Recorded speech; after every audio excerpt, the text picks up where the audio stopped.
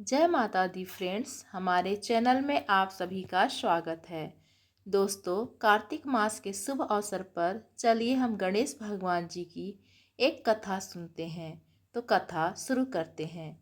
एक समय की बात है, किसी गांव में एक अंधी बूढ़ी माई रहती थी। वो अपने बेटे और बहू के साथ रहती थी। वो बहुत गरीब थी। वह बूढ़ी माई प्रतिदिन गणेश जी की पूजा अर्चना किया करती थी। एक दिन गणेश जी उससे प्रसन्न होकर उसके सामने प्रकट हुए और बुढ़िया माई से बोले, बूढ़ी माई, तुम जो चाहो मुझसे मांग लो। बुढ़िया ने कहा, प्रभु, लेकिन मुझे तो मांगना नहीं आता, तो कैसे और क्या मांगूं? तब गणेश जी बोले, ऐसा करो, अपने बेटे बहू से पूछ लो, कल मैं फिर आऊँगा, तब तुम जो चाहो मुझसे मांग लेना। ऐसा कहकर गणेश जी अंतर्ध्यान हो गए। बूढ़ी माई अपने बेटे के पास गई और उसे सारी बात कह दी। बेटा बोला, माँ, अन्न धन और बड़ा मकान मांग लो। बेटे की बात बुढ़िया माई को कुछ ठीक नहीं लगी। वो अपनी बहू के पास गई, उसे सारी बातें बता दी। बहू बोली, माँ जी, ऐसा करो, आप अपने लिए पोता मांग लो। बुढ़िया माई को बहू की बात भी नहीं जची। सभी की बात सुनकर बुढ़िया माई अपनी पड़ोसन के पास गई और उसे सारी बात बताई।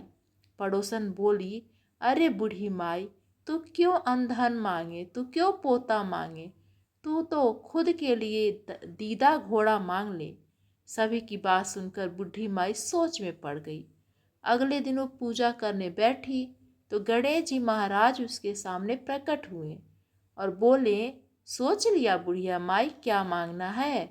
बुढ़िया माई बोली, प्रभु, मुझे तो मांगना नहीं आता, लेकिन यदि आप देना ही चाहते हो तो मुझे वरदान दो कि मैं अपने महल से घर में अपने पोते को सोने की चम्मच से दूध पीता देख सकूं।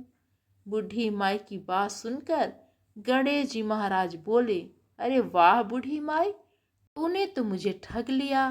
ना मांगते हुए भी सब कुछ मांग लिया।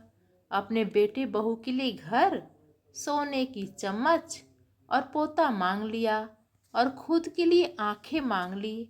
मैं तो तुझसे बहुत प्रसन्न हूँ। जा, तुझे ये सब प्राप्त हो, तथास्तु कहकर गणेश जी महाराज अंतर्ध्यान हो गए। देखते ही देखते बूढ़ी माई की झोपड़ी एक आलीशान महल में बदल गई और उसके अन्न धन सोने चांदी के भंडार भर गए। बूढ़ी माई की बहू गर्भवती हो गई।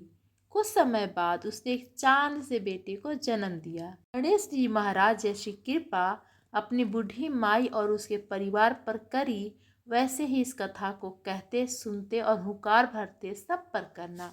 जय गणेश जी महाराज, जय गजानंद जी महाराज, जय गणेश जी महाराज। तो दोस्तों, आप लोग को ये कथा कैसी लगी, प्लीज़ हमें कमेंट करके ज़रूर बताएं। धन्यवाद।